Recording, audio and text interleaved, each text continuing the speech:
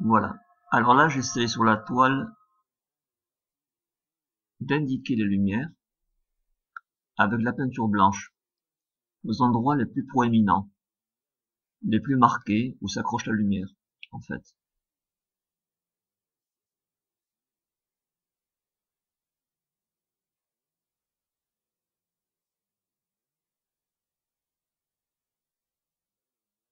Voilà. Alors avec cette peinture, avec cette couleur, on ne peut pas appeler ça une couleur le blanc en quelque sorte. C'est du blanc que j'utilise, du blanc de titane, pour localiser les lumières sur le visage.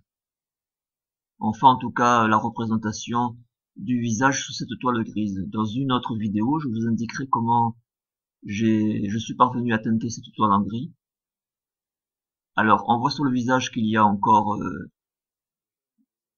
des traces de quadrillage avec le crayon sanguine.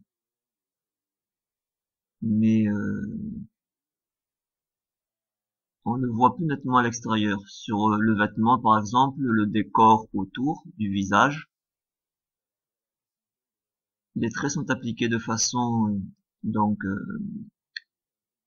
sans fioriture, hein. Je ne cherche pas à fondre mes touches de pinceau, chaque partie, et de rentrer dans un détail. Là, j'utilise près de la partie métallique, par exemple, ce qu'on appelle la virole, hein, un terme de métier. J'utilise par frottement la peinture parce que je n'ai presque plus de pâte colorée qui garnit les poils du pinceau.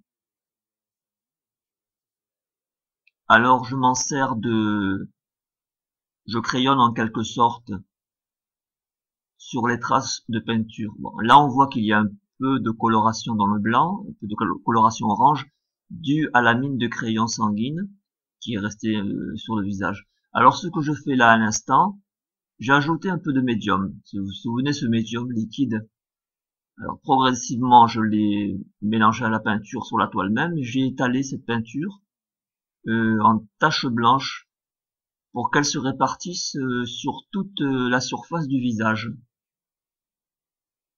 On va voir un peu plus loin ce que ça donne. Je reprends l'ensemble avec une brosse un peu dure, un pinceau avec des poils de porc. Et là, je termine ce lissage en quelque sorte, sans rentrer non plus dans une perfection de finition. Alors vous faites ça, vous étalez votre couleur, donc en l'occurrence c'est le tube de blanc de titane à l'huile. Vous faites ça sur toute la surface du visage. De nouveau, vous fignolez vos lumières avec votre peinture. Et ensuite, déjà vous commencez à entrer dans une précision de dessin. Vous réétudiez vos lumières, vous allez les positionner sur la pointe, par exemple la pointe du nez, de façon un peu plus précise. Voilà, vous voyez, je tourne la tête régulièrement sur la gauche, j'observe la photo de départ, qui me sert de modèle, et qui représente Serge Gainsbourg. Dans ce grand livre là que j'ai ouvert là sur ma gauche, et c'est en quelque sorte mon modèle, hein, sur lequel je m'appuie pour continuer. Vous référez à la vidéo 1 déjà, hein. Et là, ça me permet de continuer à peindre. Ces premières vidéos où je montrais la photo qui me servait de modèle dans ce livre. Voilà.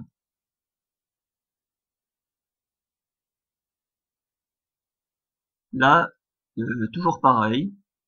Après avoir bien étalé sur toute la surface du visage dans cette peinture blanche, dans son ensemble assez transparente, hein, je reviens à nouveau avec quelques retouches de lumière effectuées du bout du pinceau. Dans un petit moment, je vais utiliser un gris moyen pour commencer à placer les parties ombrées, les ombres qui sont sur la photo. Et que je vais, avec ce gris et ces teintes un peu marron, restituer sur le tableau.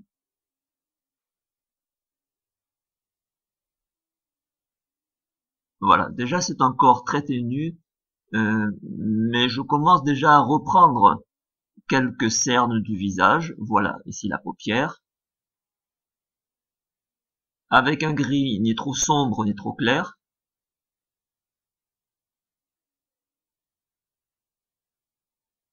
Là, vous avez le déroulement de la vidéo qui s'effectue, de la séance de peinture en vitesse naturelle. Il n'y a aucune accélération, mais en revanche, j'ai retranché beaucoup, beaucoup de temps mort dans la vidéo. On ne voit pas, par exemple, le mélanger les couleurs, la tête baissée. C'est complètement inutile, hein, c'est pas la peine, c'est fastidieux. Donc, je ne vous réserve que les parties où je suis en train de peindre, mais toujours de façon naturelle. Je n'ai pas rendu artificiel le déroulement de la vidéo, ni en accélération, ni en effet particulier.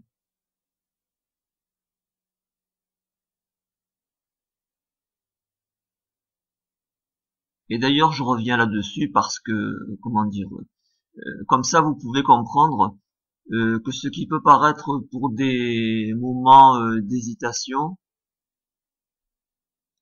c'est en réalité le temps que je prends pour pouvoir m'assurer de poser les teintes aux endroits appropriés.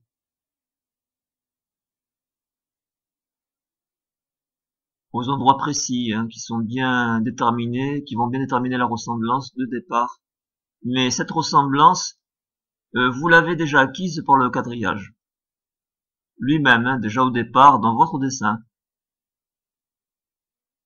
Parce qu'il s'agit surtout de restituer les espaces situés par exemple entre les yeux, entre la zone des narines et la pointe du nez et le haut de la lèvre supérieure, le bas du menton par rapport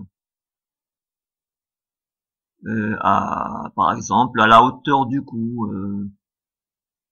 Et toutes ce n'est pas uniquement, comment dire, les choses entre guillemets ou plutôt entre parenthèses précises à dessiner du visage même, mais aussi ce sont les points entre les traits du visage. Et ces espaces-là, c'est ce qui vous donne, vous pouvez me croire, hein, la restitution exacte du modèle que vous traitez.